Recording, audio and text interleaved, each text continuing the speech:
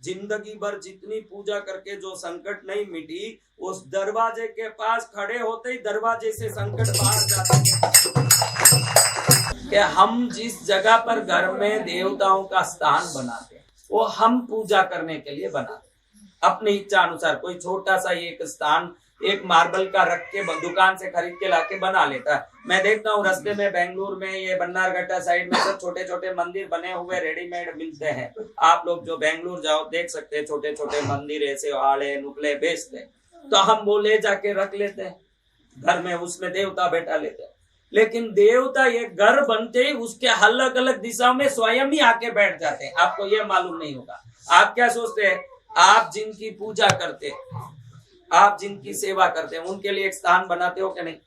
उस स्थान में आप अभी यही पूछ रहे थे कि मैं कहाँ रखूं देवता, ये सब पूछ रहे थे। तो आप अपना स्थान बना के उसमें भाई अपनी सहूलियत अनुसार, जिसके बाद शक्ति बड़ा मंदिर बनाता है, उससे बड़ा है तो बड़ा कमरा ही पूरा मंदिर कर लेता है, छोटा है तो अपने ही घर के एक हाल में जहाँ वो रहता करता है उसी में एक छोटा सा स्थान बना के पर्दा वर्दा लगा के रख लेता है।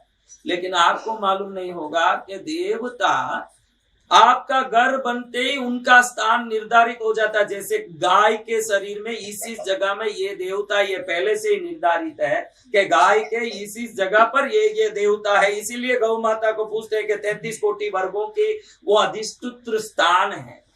तो वैसे ही आप समझ लेना कि आपका घर बनाते ही घर का जो मुख्य दरवाजा है, कौन सी जगह? अपने मुख्य दरवाजा कौन सा है घर का, बताओ? Main entrance. क्या? उसके मेन एंट्रेंस के अंदर घुसने है, उसके ऊपर की जगह कुल देवी का निश्चित होता है। उसीलिए हमने वो लाल कपड़े में कोयला वगैरह वहां लगाने बोला। वहां क्यों लगाना महाराज? आप उधर पूजो मत पूजो। कई लोग क्या देवताओं को नहीं मानने वाले भी हों। अभी कोई बोले कि मैं सूर्य को नहीं मानता हूँ, अब इसके मानने नहीं मानने से सूर्य का आना जाना रुकने वाला है? सूर्य का अस्तित्व कोई बिगड़ने वाला है? तो इस संसार में कोई चीज आपके मानने नहीं मानने से नहीं, उसके अपने अस्तित्व से वो विद्यमान है। ध्यान रखना, आप मानो नहीं मानो, आप जैसे चमनियों तो बहुत हैं उनके पास। उन देवताओं को क्या कमी है? पूजने वालों की। पूजने वाले को दुनिया में लाख कमी है। वो कमी का भंडार क्या है? वो कमी का भंडार है। देवों को कौन सा भंडार में कमी है भाई बता?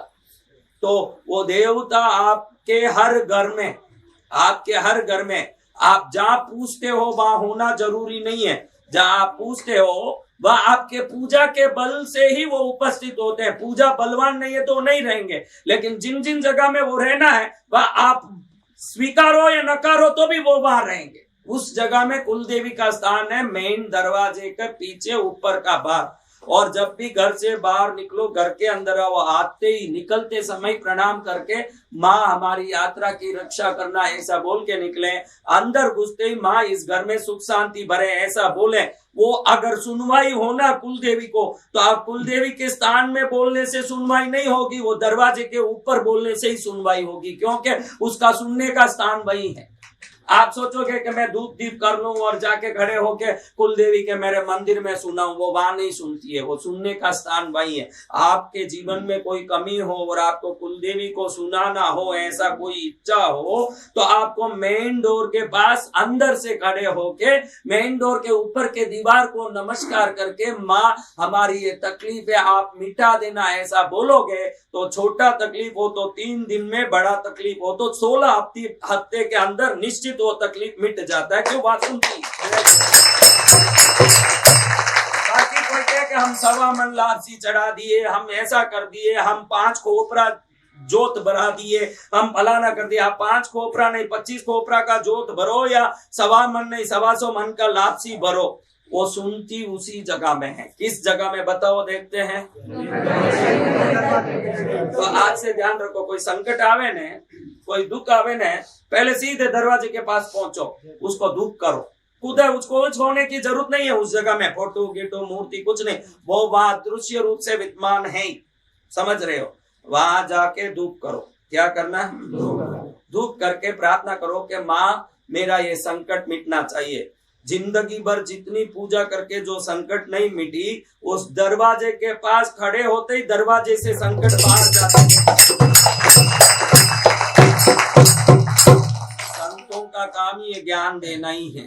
आप ये सही ज्ञान पकड़ के सही पूजा कर लोगे, सही पद्धति से आपका जीवन भी सही रास्ते में चलने लगेगा, तो जब वो जीवन का लक्ष्य मिलेगा तो आपको मिलेगा सोने का माल और हीरे का खजाना। आप देख लें।